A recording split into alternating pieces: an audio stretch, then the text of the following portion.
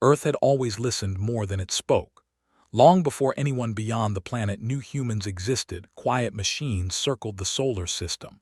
They watched stars, tracked strange signals, and measured the slow movement of alien borders far away. Humanity learned early that the galaxy was loud, crowded, and dangerous, so they chose silence. Far beyond Earth, an Imperial survey ship drifted through space. Its mission was routine: chart forgotten systems, confirm old data, and move on. The yellow star ahead had been marked as low value for thousands of cycles. No advanced life, no strategic worth. Still, protocol demanded a scan. The ship's sensors turned toward the system and the crew waited with little interest. At first, everything looked normal: rocky planets, gas giants, scattered debris. Then the instruments began to disagree with each other. Energy readings appeared and vanished. Gravity patterns shifted in small but deliberate ways. The ship's captain ordered a deeper scan, annoyed but curious. That was when they saw it. Beneath the normal noise of space was structure, not random signals but layered ones. Old signals, new signals, and silent gaps placed with care. Something had hidden itself very well. The crew felt unease spread through the control room. This was not a dead system. It was a watching one. On Earth, deep below the surface, a quiet alarm sounded.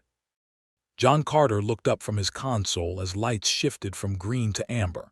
He did not panic. He had trained for this moment his entire life. Around him, other operators moved with calm purpose. Lisa Brown checked long-range data, her face steady. Alex Morgan leaned closer to his screen, confirming what they already knew. The Empire had finally looked too closely.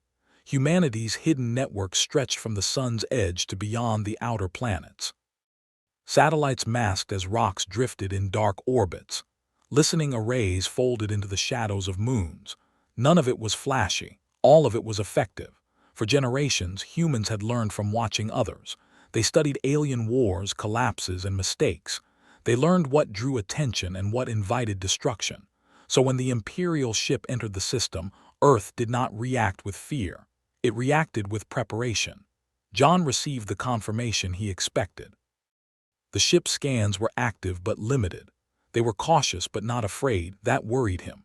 Fear could be managed. Curiosity was harder. He sent a silent update through the network. Within seconds, command centers across the planet received it. Down another corridor, Daniel Ross stood with his hands behind his back, watching a large screen. He had once been a pilot, then a strategist, then something harder to name. His hair was gray now, but his eyes were sharp. Beside him, Amy Clark reviewed probability models. None of them showed a peaceful outcome if the Empire truly understood what humanity was. Above Earth, the Imperial ship moved closer to the inner planets. Its crew debated what they were seeing. Some believed it was natural. Others argued the patterns were too precise. Finally, the captain ordered a probe launch. A small craft detached and accelerated toward the third planet. That decision changed everything. As the probe crossed a hidden boundary, human systems activated. Not weapons, not shields, but observation. Every movement of the probe was mapped. Its signals were copied and decoded in real time.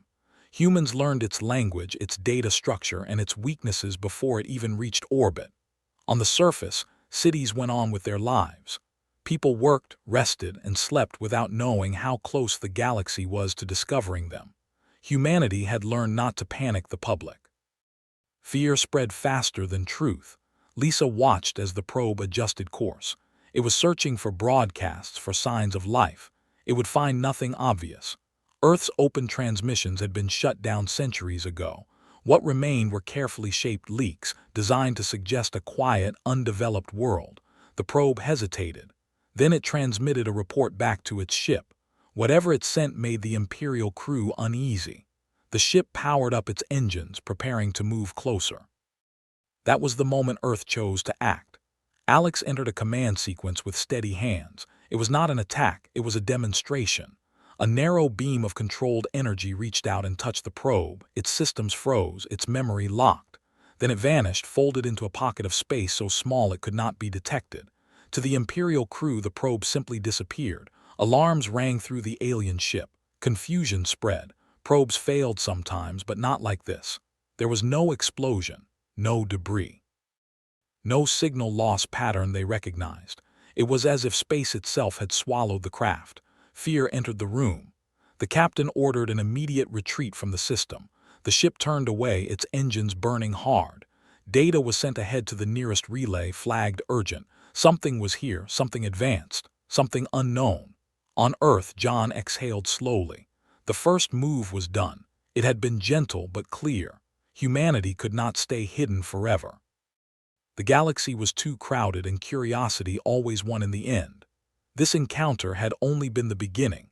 As the Imperial ship fled, its message raced across the Empire's communication lines.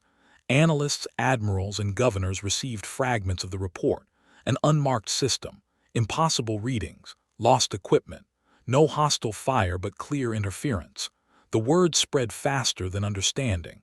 Panic does not arrive all at once. It grows in quiet rooms and worried minds. Within the Empire's core worlds, ancient assumptions began to crack. The galaxy was supposed to be known, mapped, controlled. Unknown powers were legends, not realities, yet evidence now suggested otherwise. Something had watched the Empire for a long time without being seen. Back on Earth, meetings stretched late into the night, projections shifted, timelines moved forward. Humanity's long plan of silence was nearing its end. Eric Hall, a fleet coordinator, reviewed dormant ship rosters. Nina Scott, a systems engineer, confirmed readiness levels. Everything existed in layers. Nothing was wasted. Humans had learned patience through hardship. Wars on their own planet had taught them cost. Near extinction had taught them caution. Survival had taught them unity, even when divided. They did not rush into the stars seeking glory. They waited until they could endure what followed. As dawn broke over parts of the planet, Daniel stood alone for a moment. He looked at a simple image of Earth hanging in space. Small, blue, fragile, and yet backed by strength no one expected. He knew the Empire would return. Fear would push them to learn more, not less. Humanity would be ready. Far away in an Imperial Council chamber filled with towering figures and cold light, the report was read aloud. Silence followed. No one spoke at first. Fear had not yet turned into action, but it was there, sitting heavy in the air. An overlooked world had pushed back without revealing itself. The galaxy had taken its first step toward discovering humanity, and the Empire had felt something it rarely allowed itself to feel: uncertainty. The Imperial ship did not slow until it reached a secure relay station far from the yellow star. Even then, the crew moved with sharp caution. Systems were checked again and again. Nothing showed damage, yet nothing felt normal. The captain ordered a full report sent to the Empire core, marking it as a priority beyond routine discovery. The message moved across layers of Imperial space, passing through stations and data hubs. Each stop added analysis, guesses, and warnings. By the time it reached the inner worlds, it had grown heavier. What began as a strange scan became a possible threat. In the capital system, the council chamber filled slowly. Representatives of powerful worlds took their places, their movements tense. This room had seen wars planned and ended. It had seen rebellions crushed and borders redrawn. But it had rarely seen fear without an enemy to name. The report was projected into the center of the chamber. Sensor data, missing probe logs, energy patterns that did not match known science. The words were careful, but the meaning was clear. Something advanced had interfered with Imperial equipment and vanished again. Some council members argued it was an error, a rare natural event. Others warned that the data showed intent. Probes did not simply disappear. The Empire prided itself on control, and control required knowledge. This system had resisted both. An order was passed to raise observation levels across nearby sectors. No fleets yet, no attacks, only watch and learn. Still, the Empire's networks buzzed with quiet anxiety. Analysts worked through cycles without rest, searching archives for anything similar. They found nothing. Fear grows when history offers no comfort. Back on Earth, the change was felt almost at once. Long-range sensors detected increased Imperial traffic. Ships did not approach directly, but they moved closer to human space like cautious animals testing a boundary. John Carter watched the patterns form, lines of probability tightening. Lisa Brown spoke quietly as she compared feeds. The Empire was not charging in blindly. It was afraid of traps. That told her more than any open threat could. Alex Morgan added new filters to hide small fluctuations. Every human system adjusted, staying one step ahead. In another facility, Daniel Ross met with a small group. There were no speeches, only facts. The Empire would investigate. Silence alone would no longer protect Earth. Humanity had reached the moment its founders had warned about. Amy Clark reviewed old projections created centuries earlier. They were rough, made when humans barely understood faster travel beyond their system. Yet the core truth held. Discovery would not be peaceful. Power never greeted the unknown with kindness. Still, humans were not helpless. Beneath mountains and oceans, shipyards that had never seen sunlight began slow activation. Massive hulls rested in darkness, unfinished to any outside eye, yet ready within days.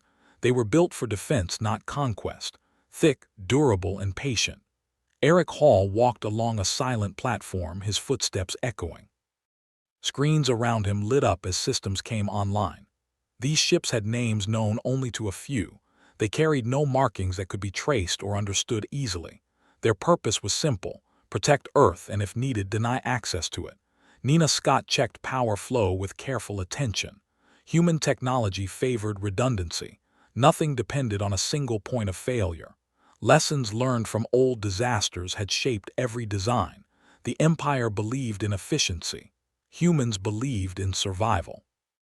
While Earth prepared, the Empire debated. Scouts were sent to neighboring systems, searching for signs of hidden networks.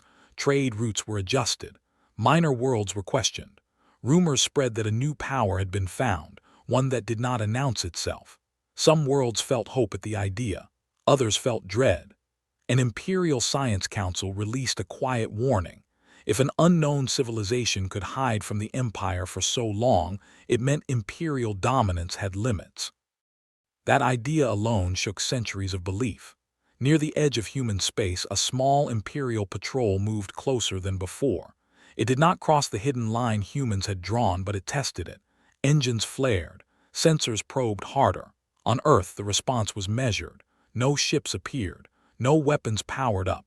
Instead, the space around the patrol grew subtly distorted. Time signals drifted. Navigation readings became unreliable. Nothing dangerous, but deeply unsettling. The patrol reported confusion and requested guidance.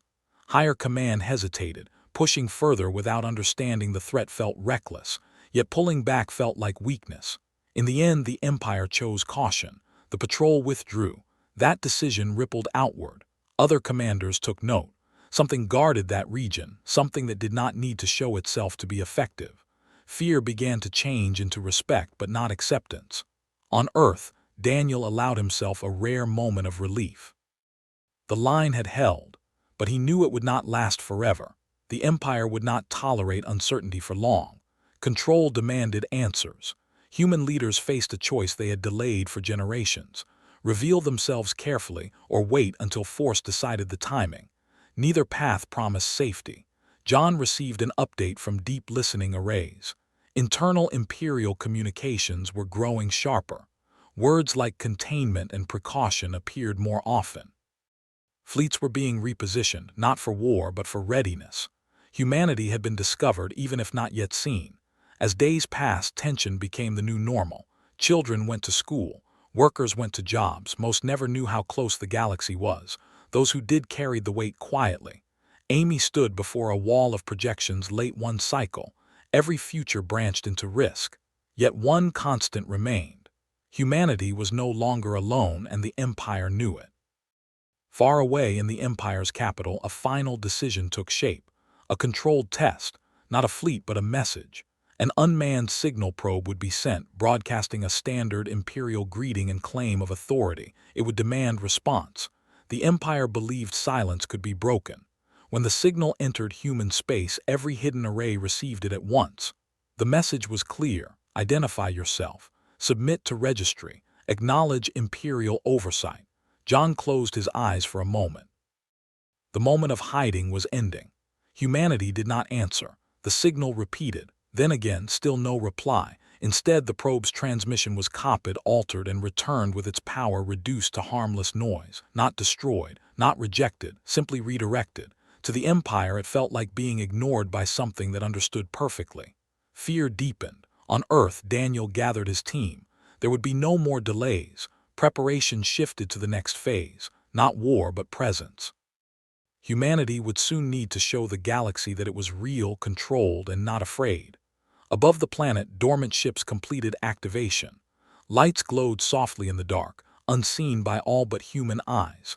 The Empire had tested the unknown and learned only that it was patient. And patience, when paired with power, was terrifying. The Empire did not like being ignored. Silence, when chosen by the weak, meant fear. Silence, when chosen by the unknown, meant danger. After the failed signal probe, Imperial Command shifted its stance. Observation became preparation, and preparation slowly edged toward force. Orders moved quietly through Imperial space. Fleets were not summoned in full, but task groups were assembled with care. Each group was told a different reason: patrol reinforcement, border stability, training exercises.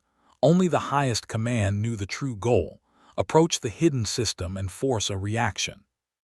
In the outer regions near human space, ships began to gather. They did not form attack lines, but their presence was clear. Engines burned brighter, weapons were tested. The Empire wanted to show strength without striking first. On Earth, the change was felt instantly. John Carter watched fleet markers multiply on his display. The shapes were familiar, studied for decades. Imperial doctrine favored layered pressure. Move close, wait, then advance again. It had worked against many worlds. Lisa Brown adjusted prediction models. This was no longer curiosity. It was a test of will. Alex Morgan confirmed that the Empire's ships were sharing tactical data at a high rate. They were preparing for resistance. Down in the deeper levels, Daniel Ross listened to the reports in silence. This was the moment humanity had always planned for but hoped to delay. He gave the order he had carried for years: begin limited reveal. Far beyond Earth, in the dark between stars, something moved for the first time in generations. Human ships slipped from hidden docks and silent holding zones. They did not rush, they aligned. Systems synchronized across vast distances with precise timing. Eric Hall stood on the bridge of one such ship. The space around him was calm, lights dim and steady.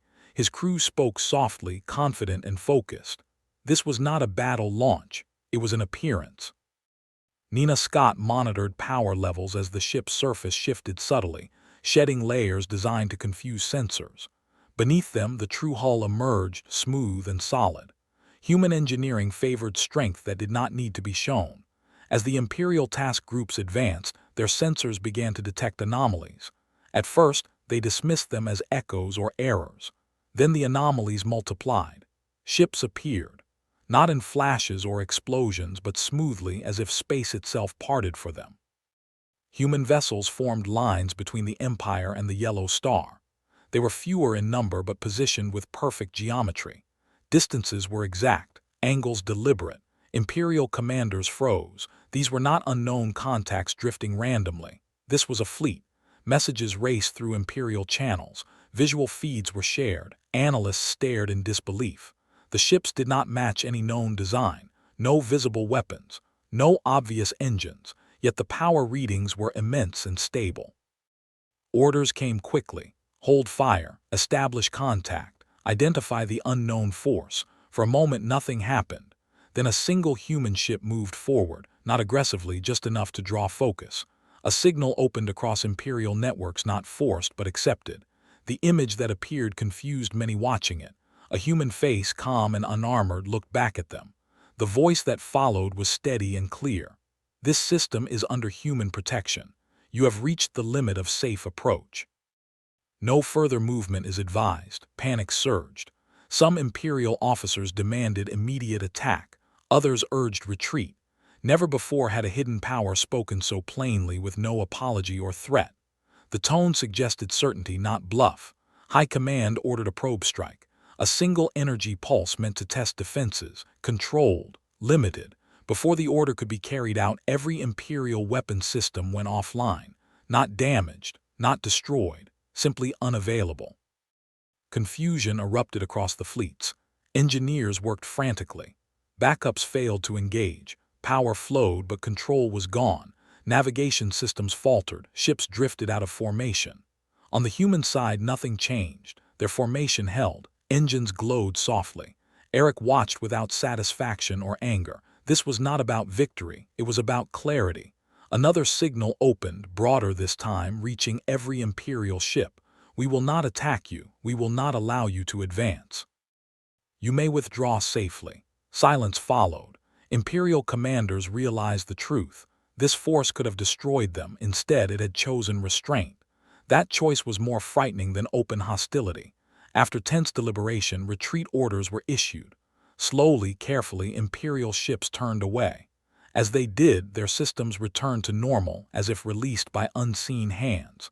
When the last ship crossed the invisible boundary, the human fleet did not pursue. They simply remained, watching until the threat was gone. Back on Earth, the tension broke in quiet ways. No cheers, no celebrations. People returned to work with steady hands. This was only the first direct contact. The galaxy now knew humanity was real. Daniel closed his eyes briefly. The reveal had worked, but consequences would follow. The Empire would not forget this humiliation. Across Imperial space, the story spread faster than command could control. Entire fleets had been halted without a shot fired.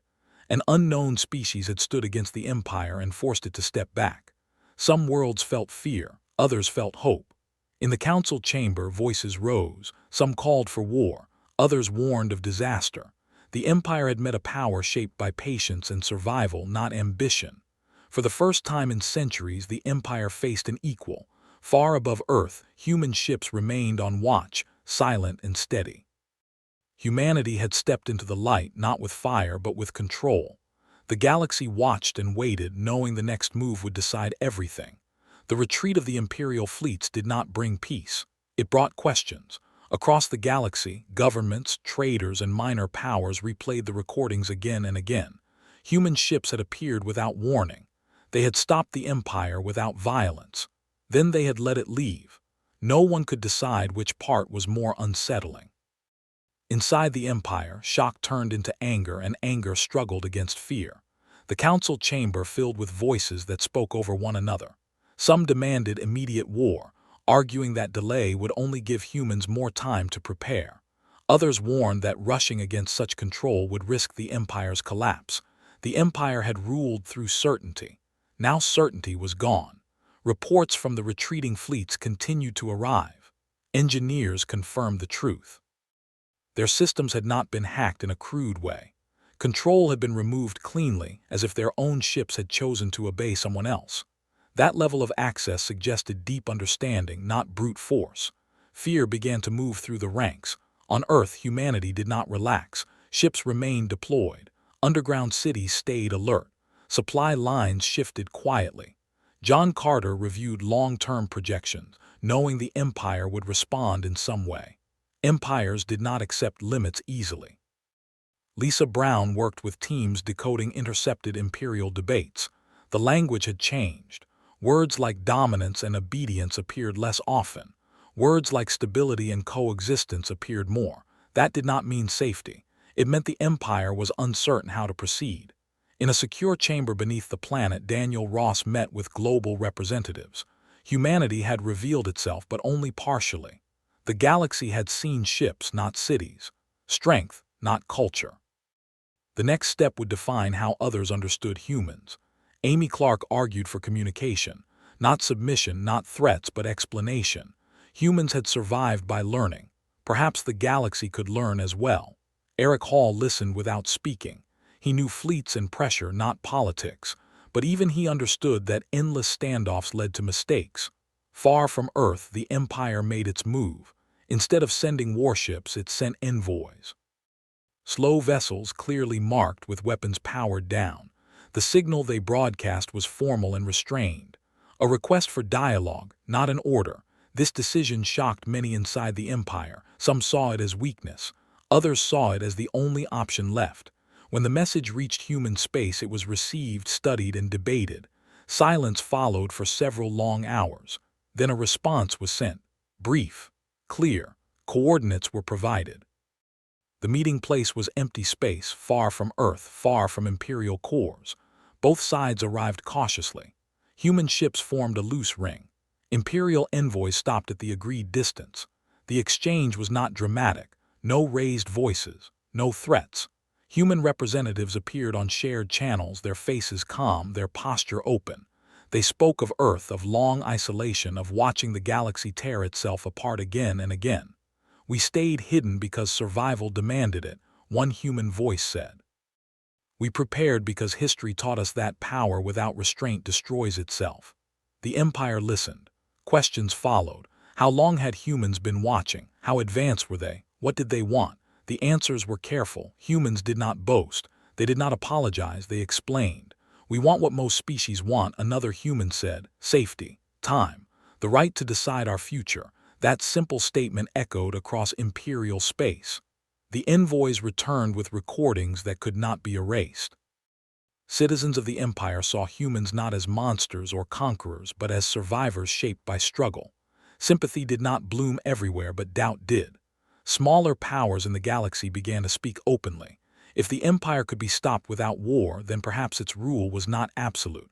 Alliances shifted quietly. Trade routes changed. Fear spread, but it was no longer aimed only at humanity. Back on Earth, life slowly adjusted. Children learned that humans were not alone anymore.